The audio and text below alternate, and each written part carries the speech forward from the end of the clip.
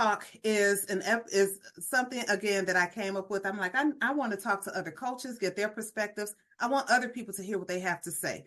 And it's a lot of good stuff out here. There are phenomenal coaches who are in the work every day doing their thing without, sometimes without notice. They're doing what they do because they love to do it.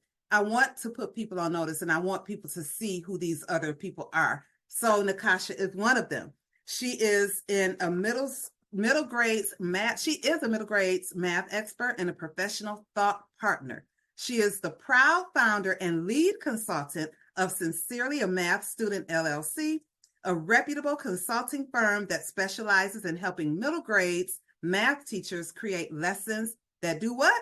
That gets results. So not creating any kind of lessons, because all of us could do that, but she helps you to create lessons that get results. That's what we want and need.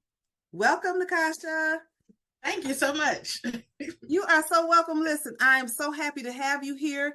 For the listening audience, we just finished wrapping up the recording of the secondary coaching roundtable for the Mind Your Coaching Institute last week, I think. And Nakasha was on that roundtable. And if you are registered for the Institute, you will see her and everything that she has to offer. Well, I'm not going to say everything, almost everything that she has to offer, but just her insightful wisdom about coaching, what it looks like, what it feels like, and how it should be done. I am glad that she's going to be here with us today so that she can impart some more knowledge. And this time we're pivoting from what we were talking about during the roundtable discussion to this topic. And the topic is coaching to mediate thinking. When she brought this forward, I absolutely loved it, because so many times we talk about coaching, but coaching is deeper than the surface level. I look at coaching as peeling back layers of the onion. And, you have your surface level coaching, you could go a little deeper, but when you're talking about mediating thinking, that's a whole nother story. So Nakasha, let me ask you this first question. What is mediating thinking? For those that don't know, what is it? Because I'm like, mediating thinking. When I first heard it, I'm like, wait a minute, what's that? That's kind of deep. What is that?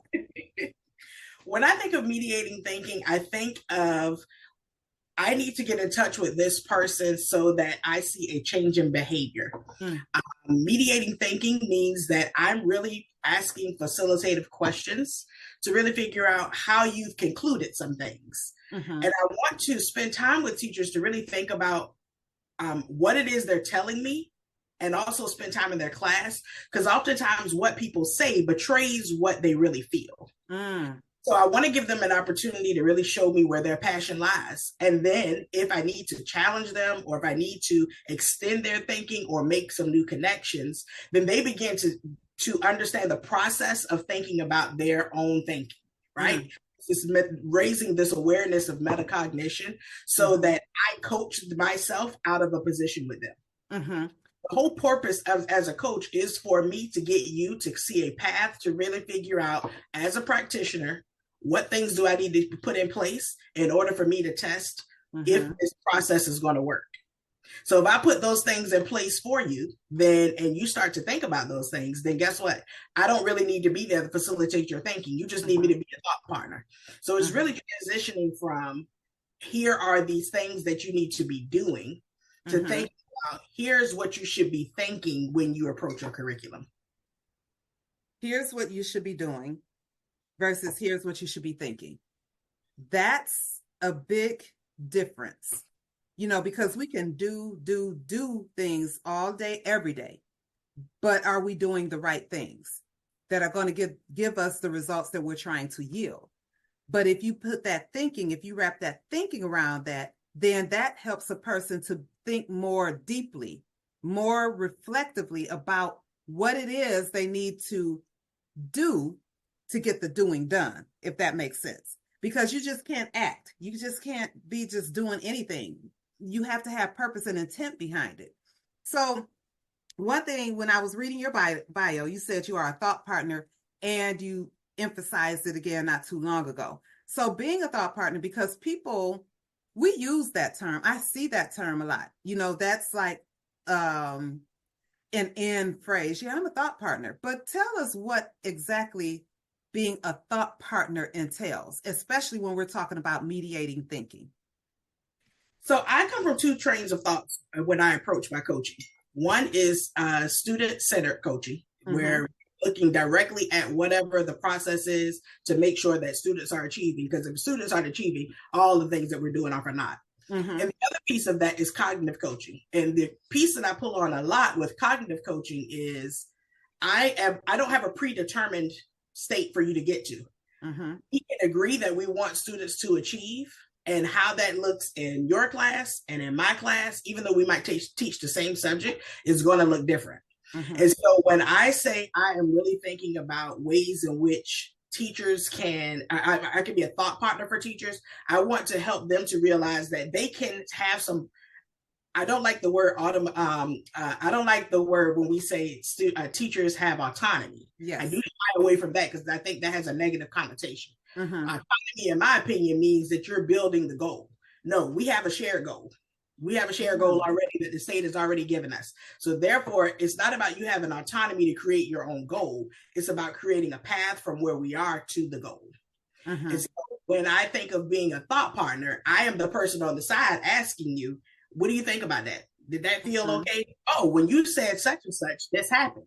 When you asked this didn't really happen the way that we wanted. What other things can we put in place? So when I say thought partner, I'm really using that phrase to describe somebody on the side who's practicing this with you. Almost like a coach in a sport or a voice coach might do for a performer. You're the one that's doing this physically, but I'm on the side really helping you collect the data that you want to analyze yourself. A guide on the side versus the sage on the stage. That's right. Yeah. And that's important for people to be able to understand, because when we talk about coaching, certain individuals, especially if you don't understand it, I am still running into situations where administrators still don't have a clear idea of what coaches do. Therefore, the coaching work isn't really getting done. And so you have to make that clear distinction with what coaching is and what consulting is. There are 4 shared hats of leadership. Coaching and consulting are 2 of those 4 shared hats. Facilitating is another one, and presenting is the last. And so I'm a literal person. I have an ELA background. So when you're telling me that you're presenting or you're facilitating, I'm thinking, as you said, I'm that person on the side guiding you towards where you need to be. I am the neutralizer in the room. If we're in a setting where we're doing PD, I'm that neutral stance that's going to make sure the conversation keeps going. A facilitator is not a presenter. 2 different hats. And so when we use those words interchangeably, and then you get to a person like me, I'm like, wait, you said you were facilitating. You didn't say you were presenting, because presenting means to teach. That's not what you're doing as a facilitator. So I wanted you to kind of clarify the thought partner piece, because you are a facilitator of learning. You're guiding the learning along without actually telling people what to do. You're that person on the side that's nudging them and having them to rethink some things, and having them to think a little differently about how they might approach something. So when you are in that thought partnership frame of mind, it's not about me as the thought partner. It's all about the coaching. And so we so many times, and there may be times when you take off your facilitator hat and put on your consulting hat, or put on your coach's hat. But knowing those roles are very important, because we have to know what to do in each of those roles. We want to make sure, because people are already confused enough about what coaches should do and shouldn't do. I was on a call about an hour ago, consulting with another coach in a college. And she said, well, I'm just passing out resources. They really don't know what I do. Should I tell them? Why didn't you tell them? We can't rely on other people to clarify our roles. So, that's a part of what we have to do as well. So I know I kind of went all the way back, but I'm coming back around again. That's okay. That's okay. The cognitive coaching. That's okay. Because I love cognitive coaching. If there is 1 or 2 I mean, they're about a tie. It depends on what you're doing. Are the cognitive coaching trainings and the adaptive school seminar. If you are a coach or are thinking about becoming a coach, I would say if you are a coach, because I do think that you should have a foundational piece there before you jump into cognitive coaching with both feet, because it can be pretty deep. And if you're not a competent coach, it can be a little intimidating because it's a lot. But were you or have you attended cognitive coaching seminars? Because it sounds like you have. Yes, I actually got trained when I first started. Okay. I got hired as a math coach in 2012, and that school year we started out with cognitive coaching. The cohort of us who started out, and you're right, it was a lot to process. I found myself having to go back to it over and over again. So much so until 4 years later, I asked to be sent back. And then I had some context for what it was that I was doing. And just like anything you're learning, when you first learn it, it is very rote. It's very checklisty. It's very, hold eye contact for 30 seconds. You know what I mean? It's very scripted. But the more flexibility you get, the more you realize, okay, I can flex my own skills within this framework. That's the whole point. And I totally understand why you say you should have a little bit of seasoning. If you have to revisit it over and over anyway. Yeah. Because you do. And it's about time for me to have another dose. Here's my original book right there. Bam. Right there. That's the book. I think my workbook is upstairs, leaned up against my nightstand with some others, because I'm always looking at it. Like, that was one of the most powerful trainings that I had. And if you have not, I highly recommend it. I don't get paid for promoting it. But as a coach, I think that's something that you really need under your belt. Because it was during coaching conversations, cognitive coaching, where I learned about mediating thinking. That's right. And so being that person to guide another person's thoughts. Real story, my district is in the process of creating a coach's playbook, so to speak. We had our first meeting today. Our second one is tomorrow. We have another one on Wednesday, and then we'll decide from that point on if we need additional meetings. But we are trying to show or explain and educate people in our district about what coaching is and how we can help support everyone in the work that they do.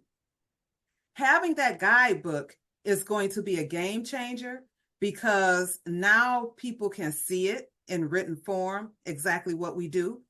But not even about the guidebook, but what we've interwoven in that is all of this cognitive coaching stuff. That's good. That's awesome. So we have pieces in there from cognitive coaching that when whomever picks up this guide and read it, they will know exactly what we are there to do. And we are not there to solve a problem.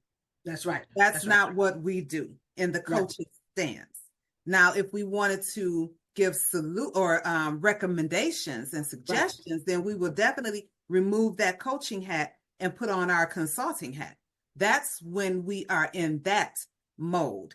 But the cognitive coaching is a very powerful piece, and it helps with that mediating thinking piece. Tell me about a time. Look, that sounded like an interview. Tell me about a time. This is not that. But give us an example of when you worked with someone and you actually had to mediate their thinking. What was that like?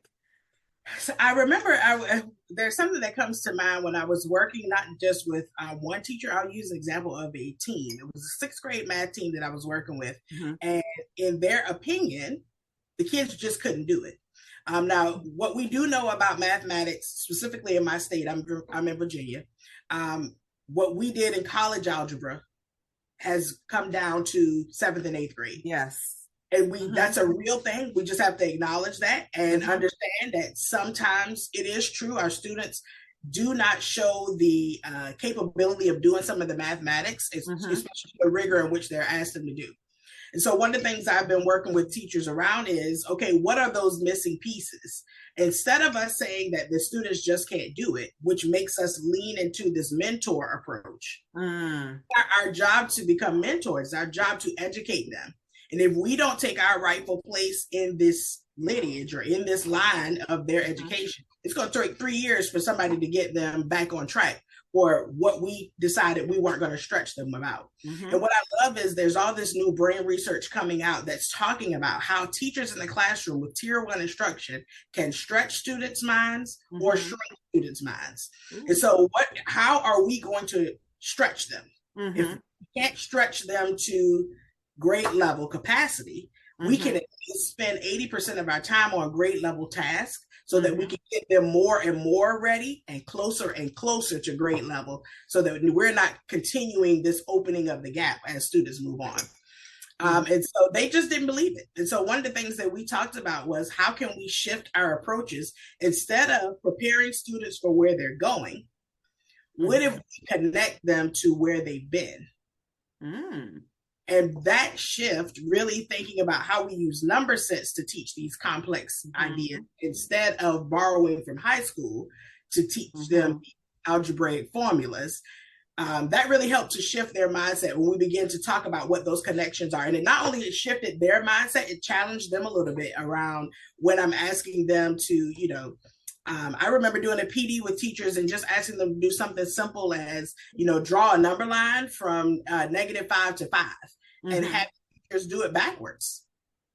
And that is because oftentimes we are so dedicated to solving problem after problem without context that if somebody asks you something like, draw a picture of 1/3 x = 9, draw a picture of it, not solve it, just get really frozen. And I explained to them, we need to connect. This is what our students feel like.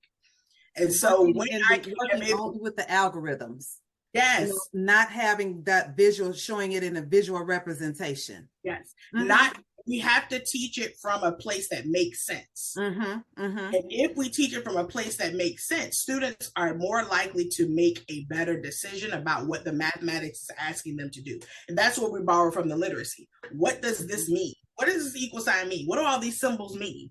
And that we spend a lot of time just making sense of what's being asked. And I do that same thing with teachers. When you are saying this, and I know you've probably said it 15 times, your students have never heard that. And what do you think they're hearing when you say that? And so allowing them first to go, I recommend all teachers, whatever content you teach, go and take your state assessment so that you can see the rigor that the students are being asked to do. And so from there, we had a wonderful conversation around not just what the state assessment looks like for you and your content, but when they go to language arts, how are they using those same comparative skills? When they go to history, how are they using those same skills? And really thinking about these content skills versus academic skills. And that really got us on the path to, one, centering the student. And once I could get them on board with centering the students, then they realize, oh, it's not really that the kids, they're exhausted. That's why they are not showing engagement or that they're not doing this. And so what can I do to put in place to give more access to what it is I'm asking them to do? And that really became a game changer. That was a game changer for me in my coaching as well, because I didn't have a system for how to address that. We are often just thrown out there. You're a good teacher, go be a good coach. You know what I mean? And so I got a chance to really think about the language of cognitive coaching and how you can have very high craftsmanship, but low efficacy. Or you can have high efficacy and you think your kids don't know anything because you're the person who has all knowledge, but you don't have any type of interconnectivity with these students. And so therefore, when you're trying to pull on these things, these levers are just frozen in place because you're not connected to the material. So, that really helped me and transform not just that team, but my coaching as well. It's interesting. Many of those teachers became coaches and we still communicate around that. Okay. Yeah, that was a great story. You said so many things that I could elaborate on just for the content area in terms of how to teach mathematics. I'm not a mathematics person natively. I was thrown into the mathematic instructional coaching role, and I learned a lot of things from my peers about teaching mathematics, the visual representations.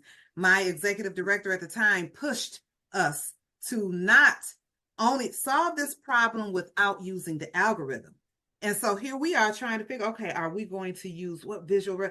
And so tell time on the tape measure, so it was just like pushing. And you're right. Our kids are mentally exhausted because of the processes that they have to, all of this thinking that's going on, that metacognition that's going on with them when they're attempting to solve these problems. And we can look at that even with our coachees, even with the adults. They have these cognitive loads too. They're trying to do all of these things and may not be efficient at it. And sometimes our jobs in terms of mediating thinking is just to get them to think about what they're doing. Just everybody wants to do a good job. That's something that I truly believe. Yes. Nobody wants to come to work and dedicate their lives to doing something and just be okay doing a bad job. That's a defense mechanism. And so if I can break through the barrier of that defense mechanism and talk to them about the things that are going well and how can we continue to replicate that. I'm not even going to tell you about what I saw that was terrible. I'm going to talk to you about what I saw that was good. Okay, this was a really good group you had for 10 minutes of your 90-minute class. How can we stretch that to 20 minutes, 30 minutes, 40 minutes, and just continue to build on that? And again, being that thought partner, really not giving it, because people have it within them. It's just that sometimes they don't know how to bring it out. They need guidance and they need direction and they need to be lifted, as you were just talking, working from their strengths, not always looking for a deficit to improve, because when you're working from their strengths, they will feel good about themselves, become more confident, and they will be able to tell you, okay, yeah, I know I did this really, really well, but as I was going through the lesson, I noticed that A, B, and C. How can I improve on that? How can you help me get past that? And so that's when in my opinion, the real coaching work happens, because in that instance, now the teacher has taken ownership over his or her learning. That's right. And once you have ownership over your learning, going back several paragraphs when you said the word autonomy, autonomy can be too much of a term. What does that mean? It does not mean that you just craft your own curriculum. It means that you have the autonomy to make those best educational, instructional decisions for your students that are sitting before you, because you are the educator who holds that knowledge. You're the trained professional. So yes, you have autonomy in that way to differentiate your instruction, to do all of those things. But when it comes to doing things in a way that is going to improve student achievement, like you said, your goal isn't, the goal is the shared goal is given from the state, I think you said. That's right. And so what is you have to have that shared vision with the state when you are thinking about instructing these students. And it's a big thing, and is it complex, or it can be complex? Yes. It can be really complex, but if you peel back the layers one at a time, it is also doable. But you also have to be a coach who's cognizant. That's right. What's going on. You said something way at the beginning of our conversation that I call reading between. You have to listen between the lines. When you are having these coaching conversations, it might be about one thing, but it's really not about that. You have to listen between the lines, and you will find what it's really about. Yes. But that comes with being a skilled person, a skilled coach, and skills are not absorbed overnight. Yes. It takes time to build skills. When we're thinking about skills, what kinds of skills do you think others should have when they're talking about mediating thinking? What skills do you have to possess in order to be able to effectively mediate thinking? I think you have to have a high self-efficacy, extremely high. I think you have to have the ability to be a contortionist without losing yourself. Oh, I like that. I think that on a quote one day. I'll credit you though. I think really you have to know when it's your space to feel and when it's not, and be able to leverage those things. I think that the greatest strength that anybody who would mediate somebody's thinking is to be present, but not take up all the space. It's a very fine line because you're a human, you're passionate about things. Something might be true for you. You might have triggers, but you just have to be really cognizant that you're not doing something to somebody. People can hear when you're listening to respond. And you can also hear if you're listening to weaponize their words against them. And so they need to be able to express to you, these are the frustrations that I'm having. These are the things that I'm facing. They just need to be able to experience. They need to be able to say that. And if I could give any coach any wisdom around that, I would say practice your listening skills. Just spend a lot of time listening and matching rapport and paraphrasing. And let's take it a step further, because I know you know this. You just didn't say it. Active listening skills. That's exactly right. Yes. Active listening skills. And you can do that with your family members. You can practice that at anywhere. Practice listening and paraphrasing and waiting so that people can finish their thought. And oftentimes, I'll say 80% of the time, people talk themselves into the new way of thinking. They're just talking at you.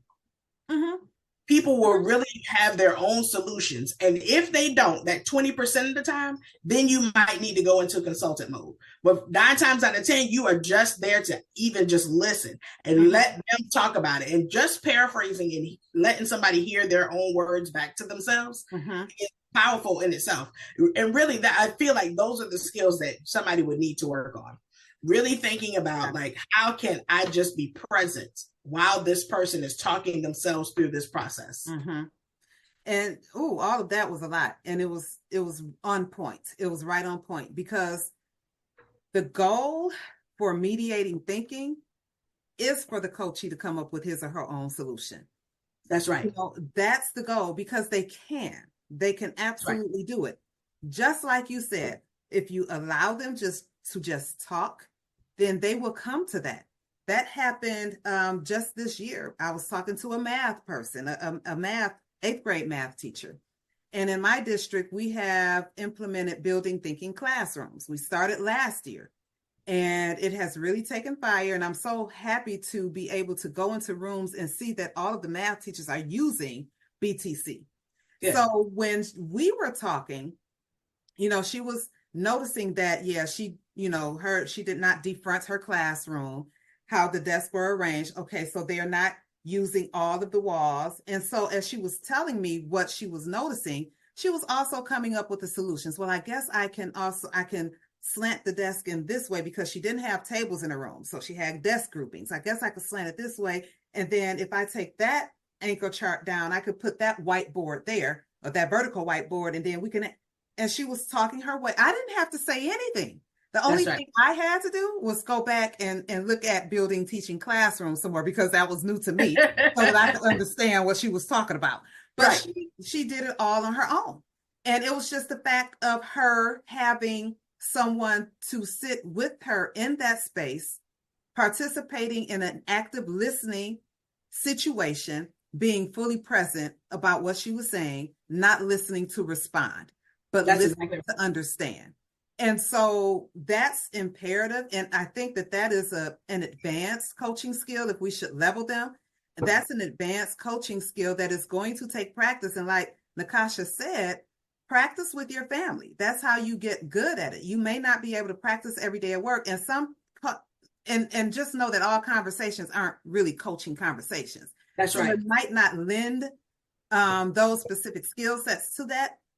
But whenever someone's having a discussion with you or whatever, I would, like you said, paraphrase what they've said, so that they can hear back what they said. Not verbatim. That's exactly. You're trying to do verbatim. You're not going to be present. Right. Because you're trying to commit everything they're saying to memory. So it is a summary. It's truly a summary, y'all. It's a summary. And the other thing I would say too is you really have to get in touch with your own reflection. I would say you have to really think about, like, how do I reflect on my own work? How do I gauge as a coach if something is landing with teachers, or like there's something to be said about a highly reflective person who has systems, because it's going to be evident in the work that you do. You really can't lead somebody to learn how to reflect if you yourself are not a reflector. Ooh. Oh, You yourself struggle with reflection and seeing yourself and seeing how people perceive you. Mm-hmm. You've already limited your toolbox already, because you're going to think that who you are is who you're supposed to be in every single situation. And as a coach, that's just not true. And people are looking at you as a coach to see how you react to certain things. One of the hardest things to do, or it can be hard at first, but if you're really on a growth continuum, this is something that you really would love, and that's feedback. You have to, I give, it's that time of year now where I'm about to distribute my surveys. That's right. I can get feedback so that I know what to do, because sometimes we can't see what we're not doing. And, and so it'll take someone else to, you meant to say this, but I actually felt this. And sometimes they may not say it in the moment. My surveys are always anonymous. I give them an opportunity to share their names if they want to, but they're anonymous, because, you share your name, I'm coming right to you like, yeah, I saw on the survey that you said, I've done it. But yeah, and that's a way that you can get feedback so that you can be reflective on your practice. You cannot be an effective coach or an effective anything if you don't reflect. That's exactly I'm not saying that surface level reflection, like you have to go deep in reflection and kind of coach yourself, so to speak. That's exactly right. Mm-hmm, you have to, because that's where the real learning takes place. That's how you grow. Sometimes people will say, well, I've taken every coaching workshop and read all the books. There isn't anything out there for me. Yes, it is. It's your reflection. That's right. What's out there for you. That's right. So it's kind of like those situations where I've been given PD to teachers, and administrators, or sometimes even participants in there will say, well, what type of students did you do this with? Or, this won't work for my kids. Mm-hmm. And so I always remind them, this is not about arguing with the research. The research is clear. This is about how can we put in the best structures for the students that we currently have in order to help make the research realized. Mm-hmm. We're not the researchers. It's not our job to argue with the research. Now, I'm not saying we have to adopt research blindly. Mm-hmm. But I am saying that as practitioners, it is our job to say that what might work down the hall in the gifted rooms might not work in my self-contained inclusion or my inclusion room. And so therefore I need to know, not that the kids are not supposed to be on grade level learning. My tools in order to get them there is going to look totally different. And it's the same thing with coaching. How I coach a senior, a person who's been in the field for a long time, is going to be different than the way I might coach a new teacher. And oftentimes it's very similar in surprising ways, because some teachers have had their first year 15 times. No, you didn't. No. Say, yes, I did. But that's so true. You teach the same thing for 15 years and you haven't with the same problem. Your profession and your practice. I don't know if it's a slogan, but one of my deeply held beliefs about education is that we all should be lifelong learners. Nobody has a cap in education, especially with the new research that's coming out, new innovations. If anything, I know you don't know everything about education and you can't master or be proficient in a couple of technologies. That's right. Computer technologies. I know a lot of teachers who are still struggling with that. So if you're still struggling with that, how are you telling me that you don't have anything else to learn? Because you need to learn that. That's for your job. It's for your students. Yeah. So we don't cap out on learning people. We're lifelong learners. If you're not, I might I suggest that you explore other options, because we need people to be on top of their game. One of the questions that's most widely asked on interviews on a lot of different for different roles is, what are you doing to stay current on your craft, basically? And so that's really important. And you have to, because how are you going to grow and evolve if you are doing yesteryear's techniques? That's right. It's just not happening. And it doesn't work for every kid. It doesn't work. And then you begin to hear things like, with these kids, like actually these kids are experiencing something totally different. You can bring in your overhead projector, and that might be great because Lord knows I love my overhead projector, but it's not going to get us to where we need to go. And so we just have to evolve. Like you're saying, we just need to evolve in our practice, and we also need to evolve in our thought processes. Yes, the parents are not the same. Because parents are not the same, our students are not the same. So there were some things that we might already have an agreement around, just in socially how students would comport themselves. We tell teachers things like proximity, walk around, do these things. But one of the things we're noticing since COVID is it doesn't matter where you are. If the kids are going to misbehave, they're going to misbehave. Being in proximity to them does not necessarily mean you can redirect them. And so what else can we do? What are some different things that we can do to speak the language of this generation? Yeah, you're dead on with that. That proximity is, it worked in the past. That was one of my things in my toolbox now. Right. Let me go over here and stand next to so-and-so. But it's different since COVID, and we have to adapt and change if we want to do what's in the best interest for our students. We have to do that. Yes. So, So, you know what? This time has gone by so quickly. I don't want to leave, but I'm going to honor. Maybe we have to do a part 2. Maybe we'll come back and talk about something because this is a good one.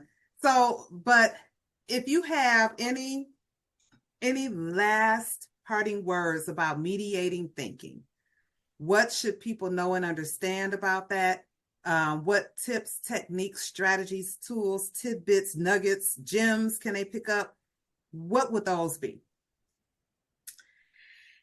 If I had to leave something long lasting, the first thing I would say is get to know who you are as a coach. Always be striving towards what the best research is saying about your position and the content maybe you coach, or the basic research around pedagogy, and how can you use everything every day to get you and the staff closer to that goal. Everything that you do working towards what the best and current research says about student learning, and just keeping in mind that everything that we're doing is for student achievement. And if it's not showing a student achievement, we need to pivot. It's not about the adults. It's not about the adults. And so for that reason, you can give yourself grace and you can give your colleagues grace, because the first thing you need to do is humanize them by being human. It's not about being a robot or thinking you're coming in to fix people. You're not on a mission field. That's the one thing I always tell coaches. You're not a missionary here. You are a partner, and you need to be thinking about how can we all play our role to raise student achievement. And if we keep that in mind, I feel like you can't really go wrong. Those are some powerful words to leave us with, but we're not all the way done, because I know people are going to be like, how can I get in contact with her? Where can I find her? What other things does she have coming up? So lay it on us. Tell us where they can find you and how to get in contact with you. And if you have something coming up, share it with us. I am on Instagram. That's where I spend most of my time. I'm trying to manage my social medias. It's always something new, right? And so if you want to get in touch with me, I am sincerely a math student _LLC. And also on Facebook, I'm in the group. You're welcome to contact me within the group. Thank you, Melanie, for providing a space where we can contact each other. Again, I'm on Instagram, my website, sincerelyaMathStudent.com. Feel free to reach out to me. All of the things are there. I spend my time mainly in middle grades mathematics, but I am also very elated to talk and nerd out about anything coaching as well. All right. Well, thank you so much. I loved having you here. It was a pleasure. You come with so much knowledge and wisdom, and I learned. I love to learn because I'm a lifelong learner, remember? So I learned a lot. So thank you, Nakasha. And until next time, we'll see you later, people. See you later.